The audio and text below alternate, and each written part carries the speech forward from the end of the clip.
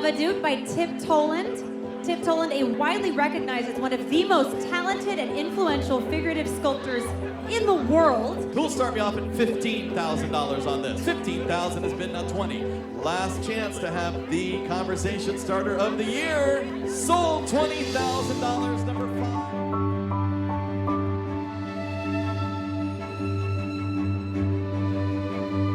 5. It wants so much to bring you, the viewer, into extreme sensitivity of the characters so that you can't help yourself. You get just pulled into the world of what they're doing and how they feel. I guess I'm really after a very honest look at what it is to be human.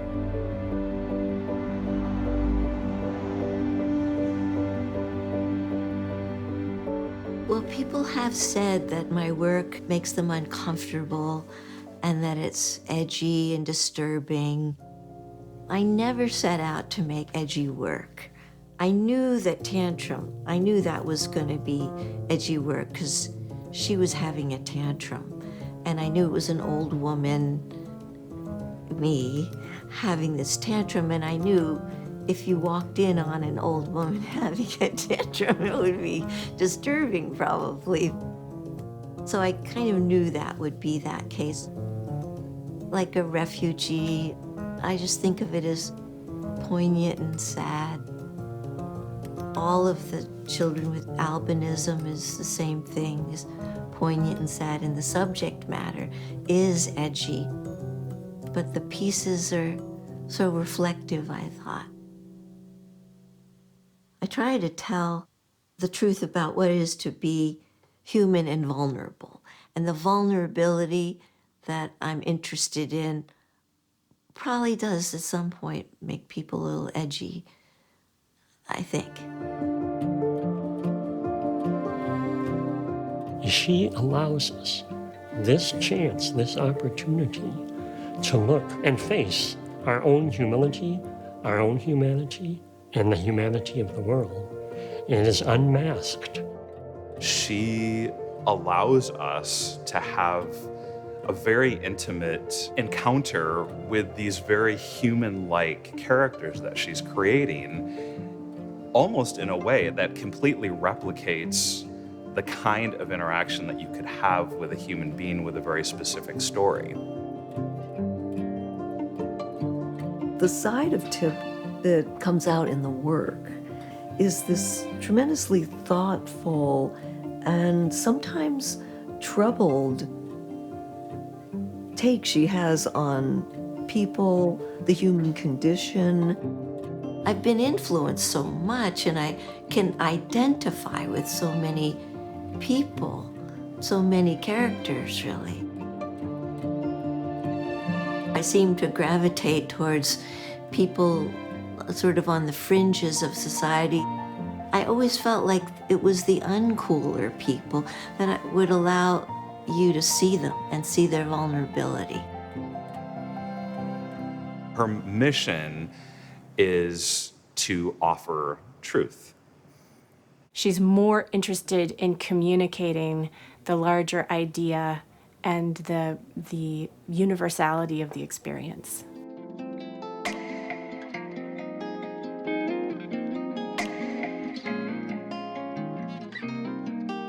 Then there's the silly, funny Tip, and it also finds its way into the work occasionally.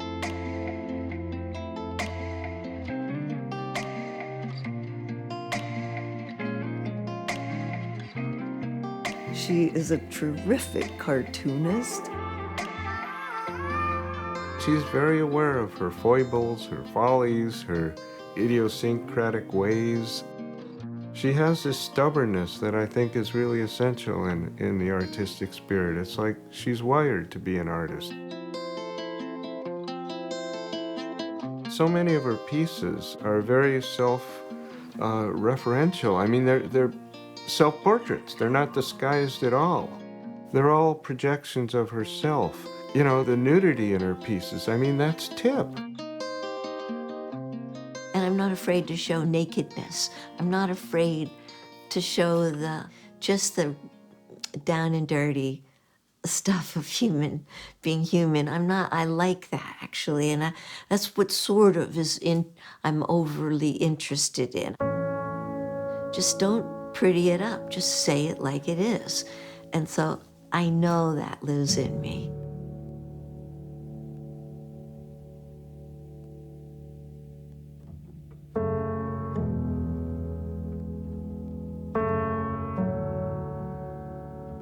Part of darkness is that you can understand other people who've walked through darkness. And I think that's very clear in her work, very clear. She is a very brave artist. The way she leans into things that are difficult. One thing that I can say with Tip's work is it elicits very personal reactions. It can be someone literally bursting into tears because of what her work is showing and expressing. It can also trigger immense fear. It's not at all what she's intending.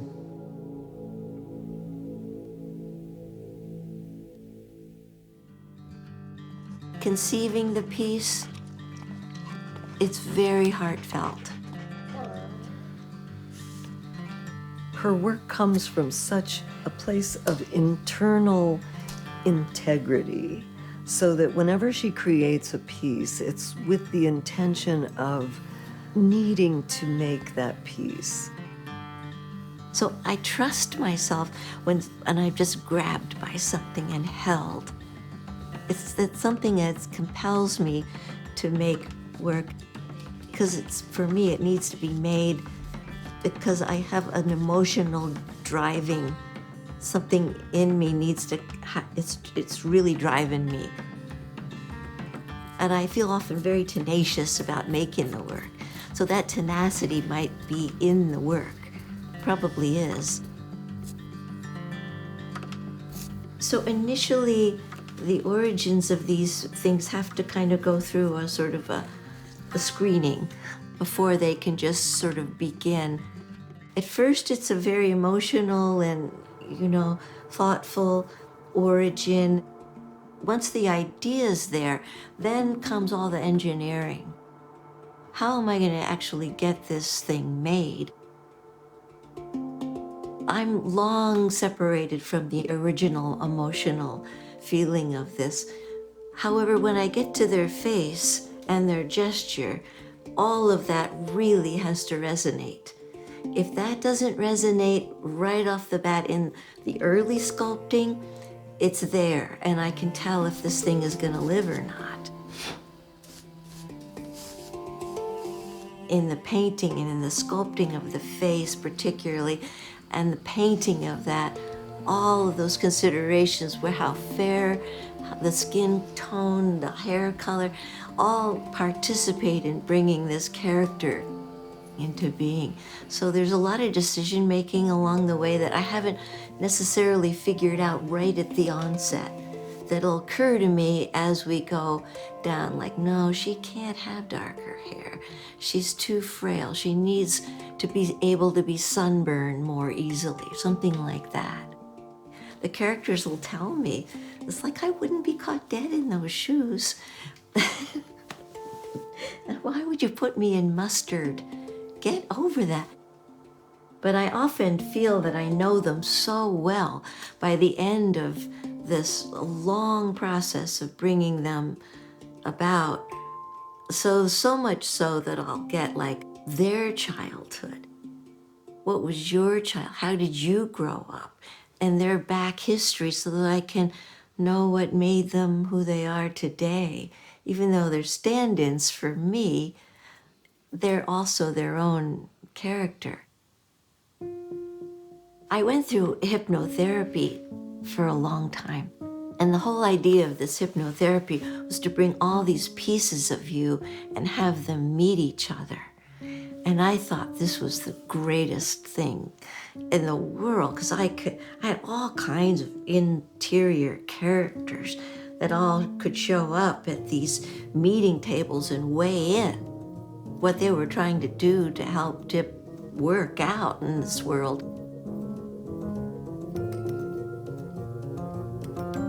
There was just a whole cast of characters that would show up.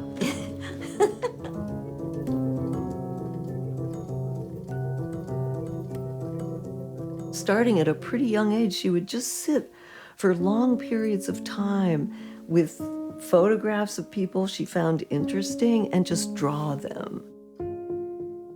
I remember going through the newspaper and looking at a great many photographs, and I tried to get it exactly as I saw it. All the doodling I did, every textbook I had was full of faces. Something extremely interesting to me about the human face. I studied comic books a lot, like how do they do it? So it was a lot of that kind of influence more than art per se. Mom and Dad both recognized early on that she was really very talented. And they signed me up with pastel classes.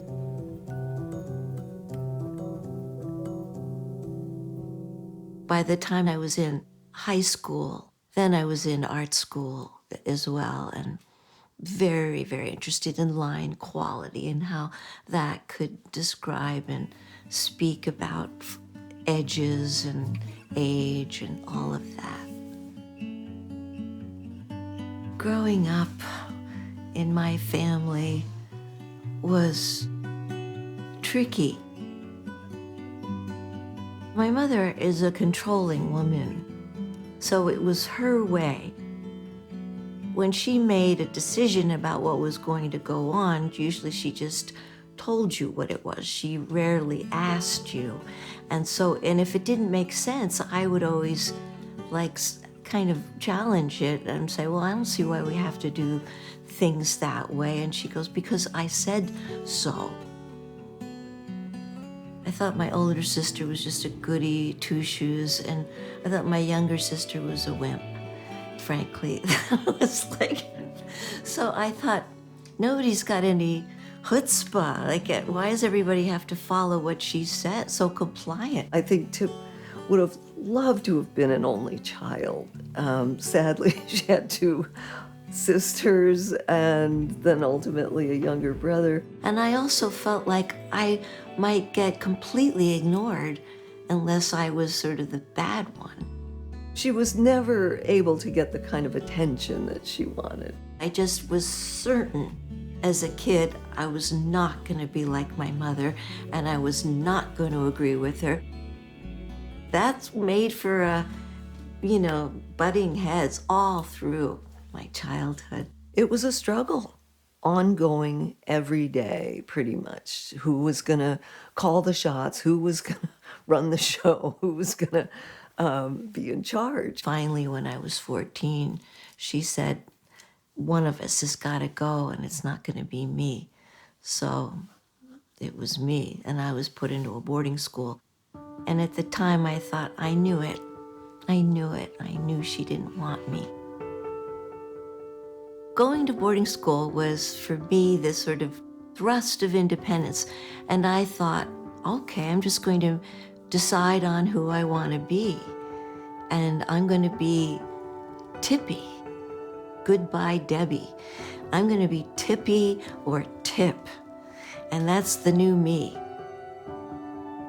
I wasn't so much sad as I was just disoriented in boarding school. I remember they didn't think I was quite right. They didn't think I was quite right. And they said, in order for you to be able to return, you're going to have to see a psychiatrist all summer. And only if he gives us the thumbs up can you return. I didn't understand what was emotionally sort of going on. I had started to get eating disorders.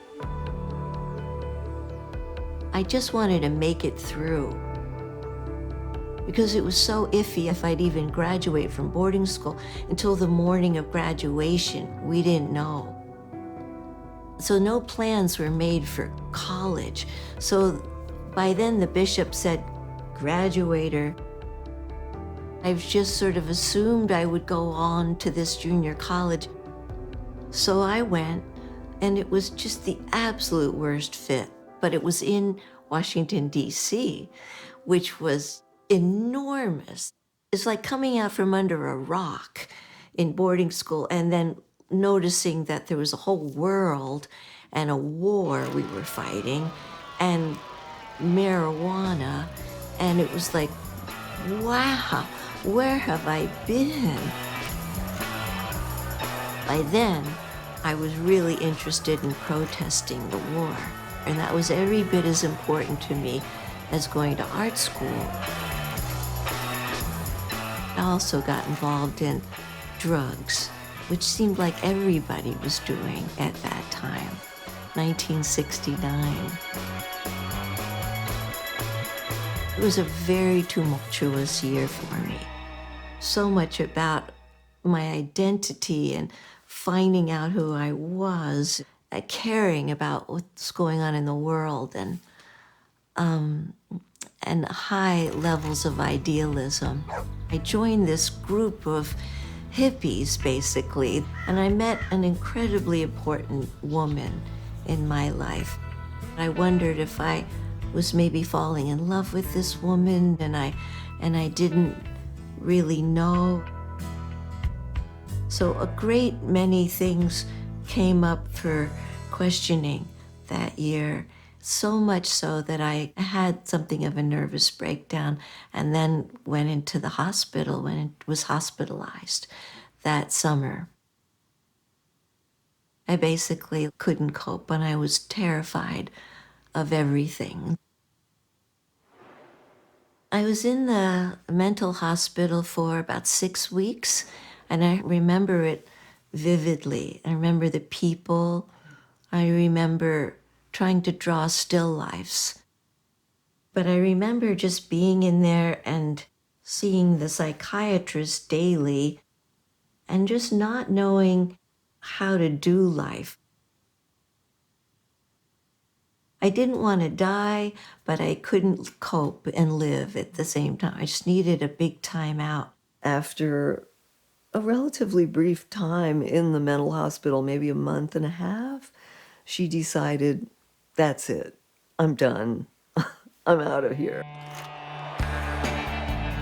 I decided to check out the University of Colorado along with my boyfriend at the time. And we went and found my best friend, this woman, and we decided, oh my God, it was the most beautiful place. And I thought, I can heal here. This is where I need to be. I said, I'm going to apply to the University of Colorado, see if I can get in. And I got in, and then I went out to Boulder, Colorado, and started as a fine arts major in 1970. And then I started to take ceramics just for kicks. I had no interest in being a potter at all, but I just thought, okay, I'll take this clay class, why not? I never had any urgency about getting through college. To me, it was just nice to take art classes, live up in the mountains, experience mountain living, and make some stuff out of clay and draw on occasion. And that was really these formative years. Then I decided somewhere in there, I really need to go to graduate school if I'm serious about being an artist. In graduate school, I entered with just a slab of terracotta with underglaze painting on it. So they said, if you come into graduate school in ceramics, you need to do something dimensional. So I thought, all right, I'll make figures and I'll cut them out very, very shallow relief, and I'll put them on top.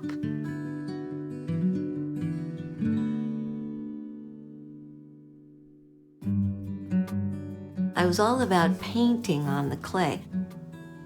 So I thought, well, I'll just paint on the clay, and, you know, I felt blasphemous doing this. And then I got into a show that was actually put on by the Renwick. And now it was all of a sudden, okay, you could do this. We did an exhibition called Clay for Walls. These were artists who work in clay, but it's all meant to hang on the wall instead of being three-dimensional in the round. And Tip Toland was selected at that time, and we had 2 pieces of hers on view. And they ended up keeping one of them. So then they took my work, and so that was huge. Like, oh my God, I'm gonna be part of the Renwick. That's part of the Smithsonian. But it was a huge, huge compliment. It validated what I was doing.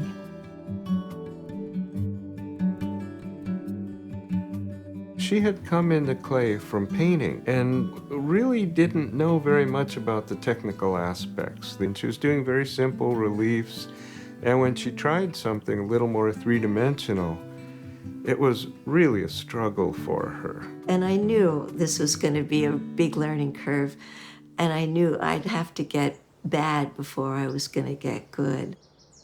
And she went back to school at Gage Academy and studied very academically human anatomy.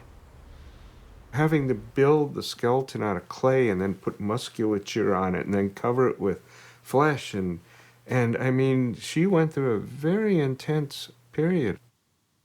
But one of the things that has been a challenge for me is when these pieces, from the small pieces on the relief that were usually as paintings, when they came off the relief, came off the wall and became 3D, they had to suggest some kind of narrative, some kind of reference to either a story or context or a circumstance. Often these characters, like the fiddler, will have the fiddle. They'll have one something, and that is their whole context. And from there, you have to make sense, you, the viewer, have to kind of put a narrative together along with the title. I want the name to behave as another way in to understanding. But often I want the title to be just a little bit of another piece of the puzzle. They're important to me, the titles are. Modeling the figure in clay, life-size or larger, especially larger, is extremely difficult.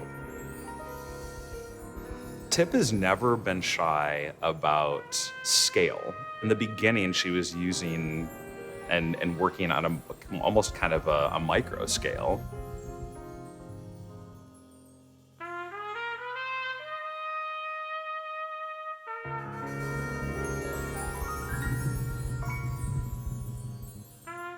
Over probably the last 10 years, she's really explored a much more of a kind of a macro approach. I love the world of dolls and puppets very much. But for me, I had to see if I could make some big stuff. And I just wanted to make it big because I wanted a big presence, overwhelm the viewer. Because I guess I wanted to make the viewer small in the presence of these large heads.